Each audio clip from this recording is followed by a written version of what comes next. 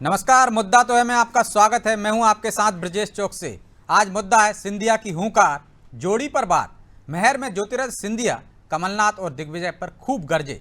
नाम लिए बिना ही उन्होंने इस जोड़ी को चोर बताया तो कहा कि कुर्सी को देखते ही दोनों की आंखों में चमक आ जाती है। अब सिंधिया का जोरदार प्रहार ये बताने को काफ़ी है कि आने वाले दिनों में सिंधिया और इस जोड़ी के बीच जमकर बयानबाजी होगी। हालांकि सिंधिया के आरोप पर कांग्रेस ने पलटवार किया है और कहा है कि जनता न्याय करेगी, लेकिन सवाल यह है कि क्या सिंधिया 2020 के उपचुनाव की तरह इस बार भी कांग्रेस पर भारी पड़ेंगे। सिंधिया की हुंकार बीजेपी के लिए कितना फायदेमंद साबित होगी और अब की बार जनता किस पर यकीन करेगी, आज इन्हीं सवालों को लेकर चर्चा करेंगे। लेकिन पहले देखिए रिपोर्ट।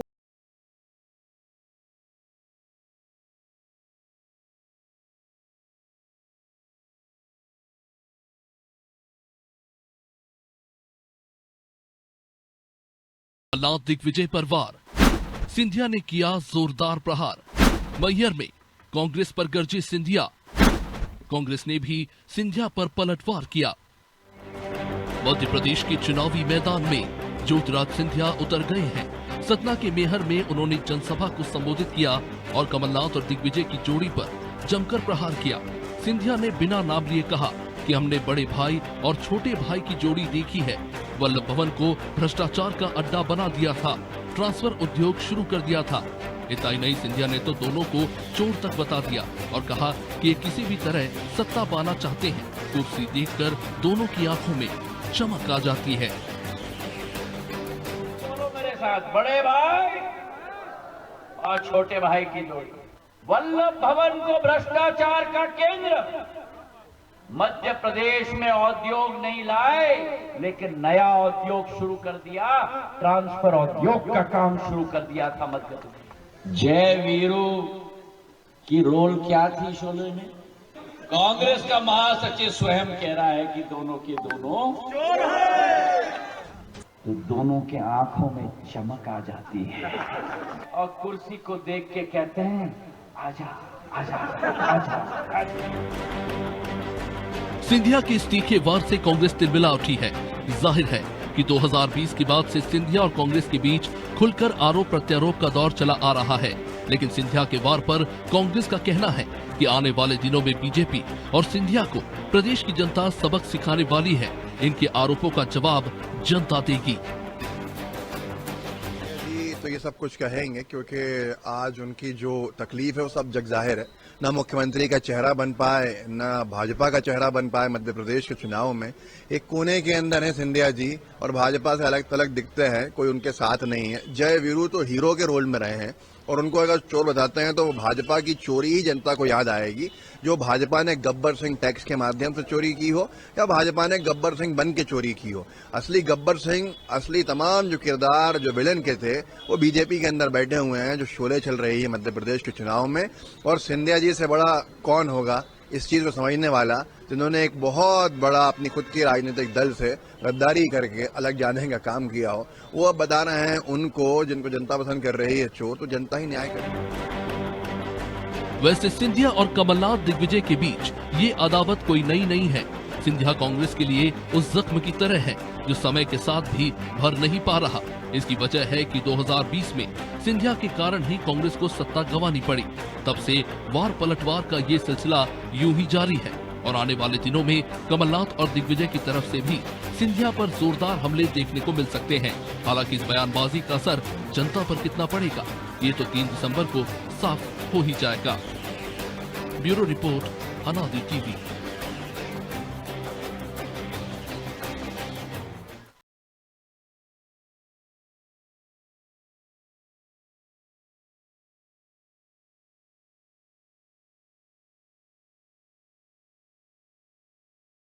मुद्दे पर चर्चा के लिए हमारे साथ जुड़ गए हैं डॉक्टर संदीप सबलोग, कांग्रेस प्रवक्ता हैं, प्रहलाद कुशवाहा बीजेपी प्रवक्ता हैं और आशीष दुबे वरिष्ठ पत्रकार।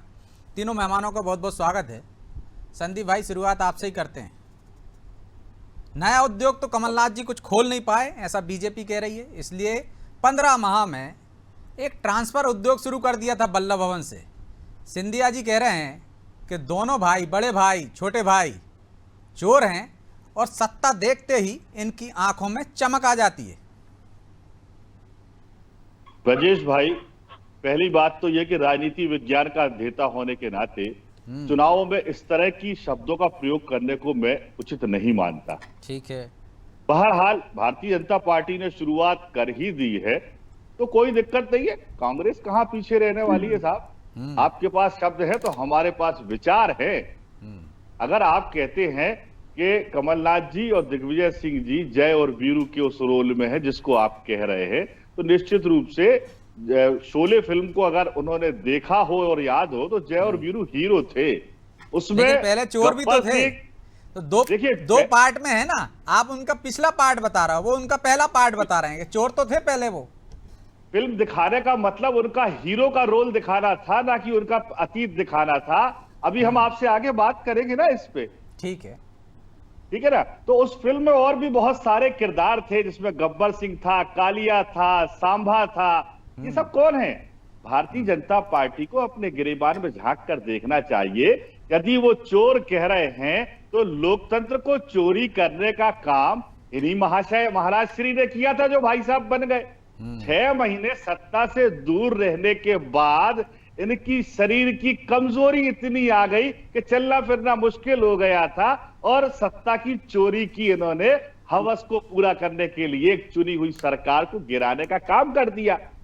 रही बात उद्योग की, तो भारतीय जनता पार्टी ने पिछले 18 साल में मध्य प्रदेश में कितने अच्छे अच्छे उद्योग चलाए। देखिए आप, व्यापम उद्योग चलाया, पटवारी उद्योग चलाया, पुलिस भर्ती उद्योग चलाया, कोरोना में आयुष्मान कार्ड का उद्योग चलाया, बच्चों को जो ड्रेस बांटी जाती है उस ड्रेस के घोटाले का उद्योग चलाया, जो बच्चे जन्मे नहीं है, महिलाएं जो गर्भवती है उनके जीवन की सुरक्षा के लिए जो पोषण आहार था उसमें चोरी का उद्योग चलाया। तो साहब, उद्योग चलाने का काम तो भारतीय जनता पार्टी करती आई है। ये दूसरों पे लांछन लगाने के कैसे साहस कर पा रही है? ये खुद काला चेहरा लेके बैठे हुए लोग हैं। ब्रजेश भाई, मैं तो सीधा सीधा कहना चाहता हूं कि 15 महीने में अगर ये आरोप लगाते हैं कि मध्य प्रदेश में हम कांग्रेस पार्टी कोई उद्योग नहीं ला पाई, तो ये माहौल भारतीय जनता पार्टी ने बनाने का काम किया कि उद्योगपतियों में विश्वास खत्म हो चुका था मध्य प्रदेश को लेके। इसके लिए कमलनाथ जी ने प्रयास शुरू किए थे और आप देखिए कि अगले 5 साल जब हम सरकार में रहेंगे तो उद्योगपतियों में हम विश्वास पैदा करेंगे, तब निवेश आएगा, तब उद्योग बनेगा और तब बेरोजगार युवाओं के हाथ में रोजगार मिलेगा। ये तो भारतीय जनता पार्टी के लोग लुटेरे लोग हैं, अपना घर भरने आए हैं। गब्बर सिंह टैक्स की बात हमारे साथी ने आपको पहले ही कही, तो ये गब्बर जवाब ले लेते हैं। कालिया के लोग, गिरोह के लोग हैं साहब, इनसे कोई चिंता की बात नहीं, जनता जवाब देने के लिए बैठी है। प्रहलाद जी वो कह रहे हैं पहले अपनी गिरेबान में झांकिए, सत्ता का चोर कौन है। और आपने तो एक ट्रांसफर उद्योग की चोरी का, भ्रष्टाचार का आरोप लगाया, नए उद्योग का। उन्होंने दर्जन भर नाम गिना दिए। कह रहे हैं सत्ता को देखकर चमक किसकी आंखों में आ जाती है। ये तो 15 माह बाद जिस तरह से सत्ता पलट किया आपने, उससे पता चलता है। ब्रजेश जी, पूरा देश जानता है, मध्य प्रदेश तो बेहतर तरीके से जानता ही है दिग्विजय सिंह जी और इसके पहले इनके मुख्यमंत्रियों ने क्या किया। आसमान से लगाकर जमीन के अंदर तक, सूजी से लगा के कोयला घोटाला, हवा, मतलब जिस क्षेत्र में आप जाएंगे ये कांग्रेस पार्टी वही पार्टी है। देखिए अभी से उंगली उठाने लगे क्योंकि इनको सुनने की आदत नहीं है।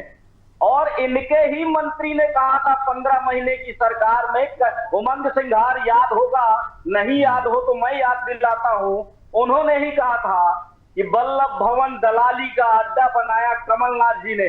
कमलनाथ जी चेहरा है, उसके पीछे दिग्विजय सिंह जी ये दो दलाली का अड्डा है। रेत बेच डाला, नदियां बेच डाली, 15 महीने में भूखे भेड़ियों की तरह इन लोगों ने मध्य प्रदेश को लूटा था। वहीं भारतीय जनता पार्टी की सरकार ने 2003 से लगाकर 2000 वर्तमान तक लगातार आप देखेंगे, चाहे वो आर्थिक मामले हो, किस पिछड़े मध्य प्रदेश को आज उन्नत प्रदेश बनाया।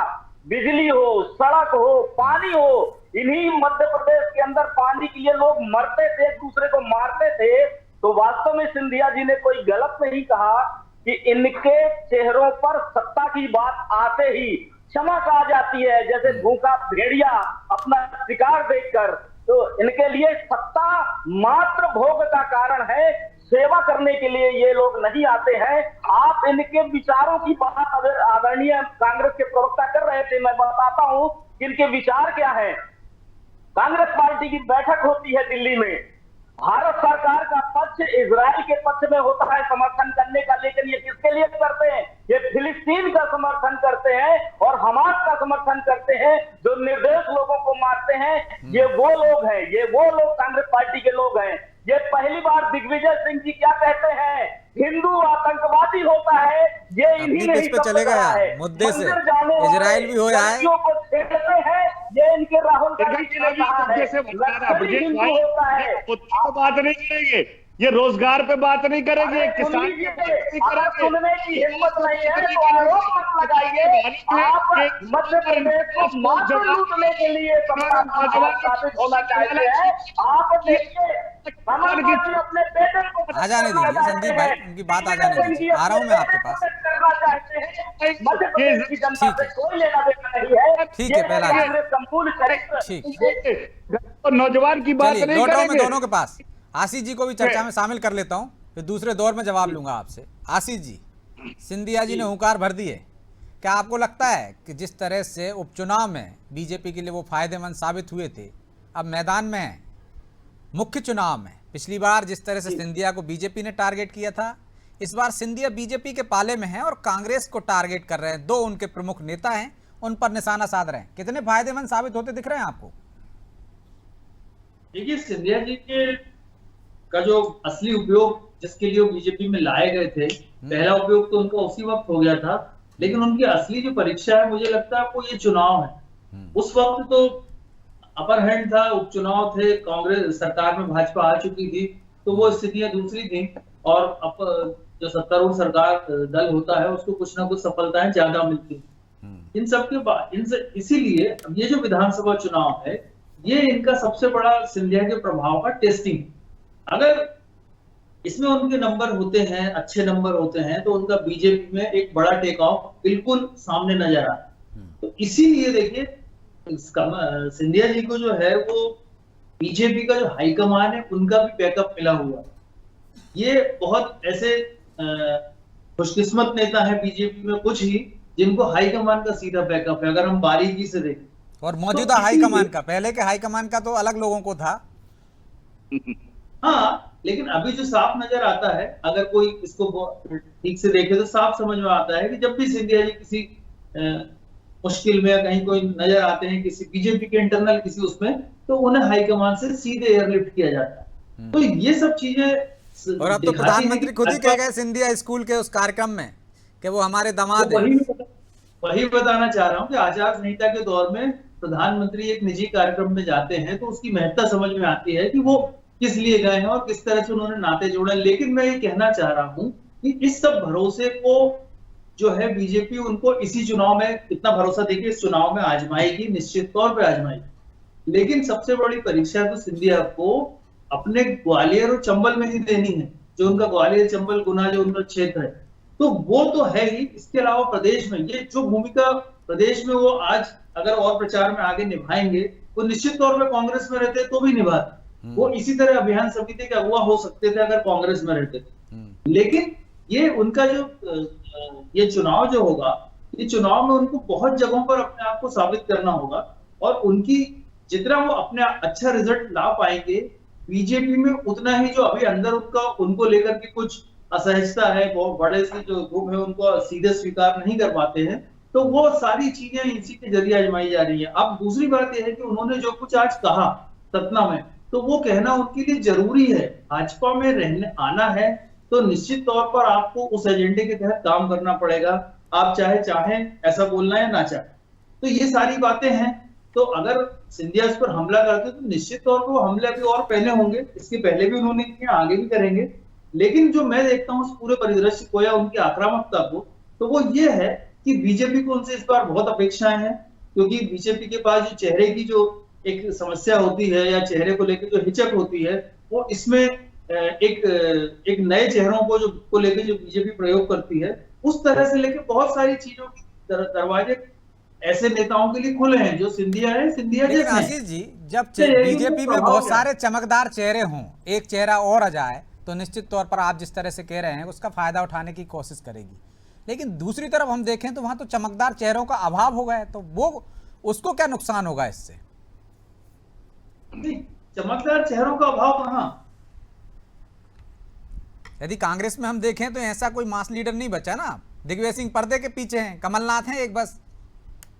नहीं, निश्चित तौर पे दिग्विजय सिंह की अपनी एक लिमिटेशन है और उन्होंने अपने को जिस तरह से रखा है वो कांग्रेस के लिए वही मुफीद है, और वो जो काम करते हैं पर्दे के पीछे वही पिछली बार भी पिछले चुनाव में उन्होंने किया था, और उसका असर था निश्चित तौर पर पिछले चुनाव के जो रिजल्ट था उसमें उनका योगदान था जो 114 आए। तो अभी भी उसी तरह की उनकी भूमिका है। मास लीडर किसको कहते हैं, ये थोड़ा सा कहने की बातें हैं कि मास लीडर किसको कहते हैं। मास लीडर कई नेता जो होते हैं अपने क्षेत्र में बहुत लोकप्रिय होते हैं, लेकिन वो एक सब पूरा चेहरा नहीं होते हैं। इसमें हम कह सकते हैं कि शिवराज सिंह चौहान जो है एक मास लीडर के तौर पर स्थापित है, वो उनकी एक छवि है। लेकिन इसके पीछे एक बात यह भी कि वो पिछले 15-16 साल से चीफ मिनिस्टर नहीं, तो वो एक और भी काम करता है, और विपक्ष की पार्टी को कई जगह पे कई स्तर पे स्ट्रगल करना पड़ता है। तो अगर हम इसको बराबरी से देखें तो ये दो फायदे हैं। भाजपा के पास जो चेहरे हैं जिसको हम चमकदार मान भी लें, तो भाजपा उनको लेके अभी हिचक रही है चुनाव। तो नए प्रयोगों का वक्त है, भाजपा पीढ़ी परिवर्तन करना चाह रही है। कांग्रेस में पीढ़ी परिवर्तन हो रहा है, लेकिन वो दूसरी तीसरी पायदान पे हो रहा है। कांग्रेस में जो पीढ़ी परिवर्तन है वो आप जयवर्धन सिंह के तौर पे या उमंग सिंघार के तौर पे या कमलेश्वर पटेल के तौर पर या ओंकार सिंह मरकाम के तौर पे देख सकते हैं। तो प्रयोगों की अलग अलग परंपराएं हैं, उस तरह हो रहा है। लेकिन हम घूम के वहीं आएंगे कि ये जो है सबसे बड़ा इम्तिहान सिंधिया जी के पूरे पॉलिटिकल कैरियर का होगा। यही तय करेगा कि वो आगे उनकी दिशा पॉलिटिकल कैरियर की किस तरफ है। तो प्रहलाद जी, टेस्ट मैच में तो वो एक तरह से पास हो गए, टेस्ट दिया था उनने उपचुनाव में, और अब मुख्य परीक्षा है, पास होंगे या गुटबाजी में उलझ जाएंगे, जिस तरह की उम्मीदें, जिस तरह की संभावनाएं कांग्रेस जता रही है? ब्रजेश जी, भारतीय जनता पार्टी संगठन और कार्यकर्ता आधारित दल है।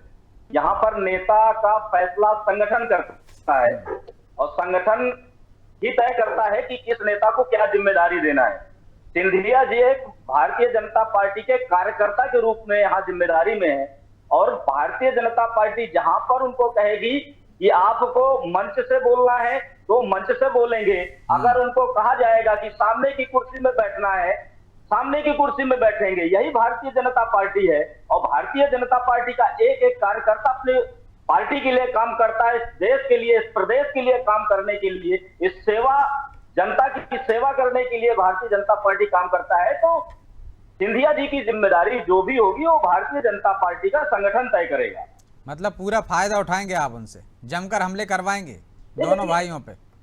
जरूर जरूर जरूर। देखिए, मुझे लगता है कि कांग्रेस पार्टी को जिस प्रकार से इनके दो नेता हैं, आदरणीय किनको दिग्विजय सिंह जी, जो बंटाधार की एक उपाधि से इस प्रदेश की जनता ने उनको प्रसिद्धि दी है, और दूसरे पूर्व मुख्यमंत्री जो 15 महीने अपने ही विधायकों को संभाल नहीं पाए, अपने ही सरकार को वो संभाल नहीं पाए, और इतने उम्र दराज नेता है, मैं उनका बड़ा सम्मान करता हूं, लेकिन 15 महीनों में जो करप्शन के नए रिकॉर्ड बनाए, तो उनको भी करप्शन नाथ का एक यहाँ पर प्रसिद्धि मिली हुई है।